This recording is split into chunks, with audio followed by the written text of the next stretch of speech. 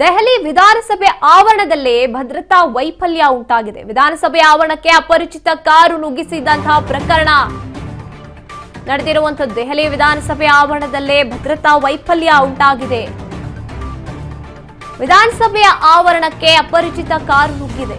Speaker ಕಾರಿನ ಮೇಲೆ ಇಂಕೆರಚಿ ಪರಾರಿಯಾಗಿದ್ದಾರೆ ಆಗಂತುಕರು. ಮುಖಮಂಟಪದ ಬಳಿ ಹೂವಿನ ಪುಷ್ಪಗುಚ್ಛವನ್ನ ಇರಿಸಿ ಹೋಗಿರಲಾಗುತ್ತೆ. ಕೆಲವೇ ಗಂಟೆಗಳಲ್ಲಿ ಆಗಂತುಕನನ್ನ ಪೊಲೀಸರು ಬಂಧಿಸಿದ್ದಾರೆ.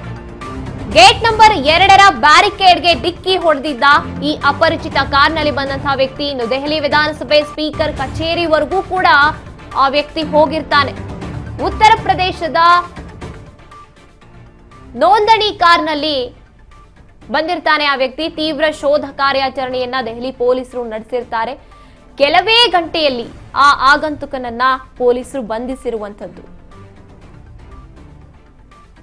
ದೆಹಲಿ ವಿಧಾನಸಭೆ ಆವರಣದಲ್ಲಿ ಎಷ್ಟರ ಮಟ್ಟಿಗೆ ಭದ್ರತಾ ವೈಫಲ್ಯ ಇದೆ ಅನ್ನುವಂಥದ್ದನ್ನ ಈ ಘಟನೆ ತೋರಿಸ್ತಾ ಇದೆ.